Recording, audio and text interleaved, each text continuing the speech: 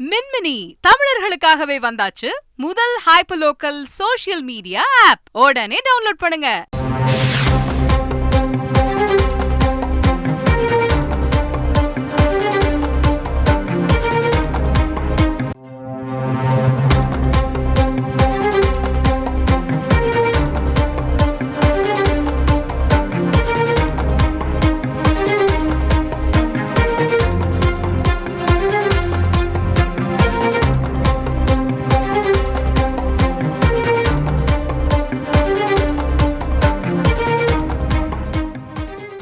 காரைக்காலில் கடலில் குளித்துக் கொண்டிருந்த கல்லூரி மாணவர்கள் அலையில் சிக்கி மாயம்.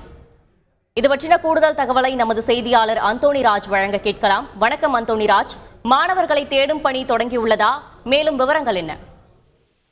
காரைக்கால் கடற்கரையில் முகத்தோரம் உள்ளதால் அங்கு கடல் அலை எப்போதுமே பாத்தீங்கன்னா சீற்றமாக காணப்படும். இதனால் கடலில் குளித்து அவ்வப்போது சில பேர் உயிரிழந்து உள்ளனர். இதனால் போலீசார் அங்கு குளிக்க தடை விதிக்கப்பட்டு அபாயகரமான கடல் பகுதி என்று காரைக்கால் கடற்கரையை சுற்றி பதகை வைத்துள்ளனர். மேலும் சுற்றுலா பயணிகள் குளிக்க தடை விதித்துள்ளனர். இன்று பாத்தீங்கன்னா காரைக்காலில் வேலை நாட்கள் என்பதால் கடற்கரை வெறிச்சோடி காணப்பட்டது. இதனையடுத்து தஞ்சை மாவட்டம் திருவையாறு பகுதியில் தியாகராஜர் ஆராதனை விழா நடைபெறுவதால் தஞ்சை மாவட்டத்திற்கு உள்ளூர் விடுமுறை விடப்பட்டுள்ளது. இதன் காரணமாக கும்பகோணம் அரசு கலைக்கல்லூரியில் வணிகவியல் 3ஆம் ஆண்டு 6 மாணவர்கள் 8 மாணவிகள் என 13 பேர் காரைக்கால் கடற்கரைக்கு சுற்றுலா வந்துள்ளனர். காரைக்கால் கடலில் இறங்கி மாணவ மாணவிகள் குளித்து விளையாடியுள்ளனர். அப்போது எதிர்பாராதமாக ஏற்பட்ட ராட்சச அலையில் கல்லூரி 2 மாணவிகள் கடல் அலையில் இழுத்து செல்லப்பட்டதாக கூறப்படுகிறது. இதனை அடுத்து அருகில் இருந்த 4 மாணவர்கள் கடலில் இழுத்து செல்லப்பட்ட மாணவிகளை மீட்க முயன்றுள்ளனர்.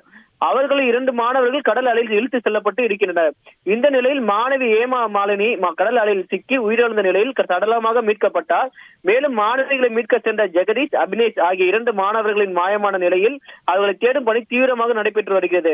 காரைக்கால் மாவட்ட கண்காணிப்பாளர் சுப்பிரமணியன் தலைமையில் போலீசார் மற்றும் தீயணைப்பு துறையினர் மீனவர்கள் இந்த தேடும் பணியில் ஈடுபட்டு வருகின்றனர்.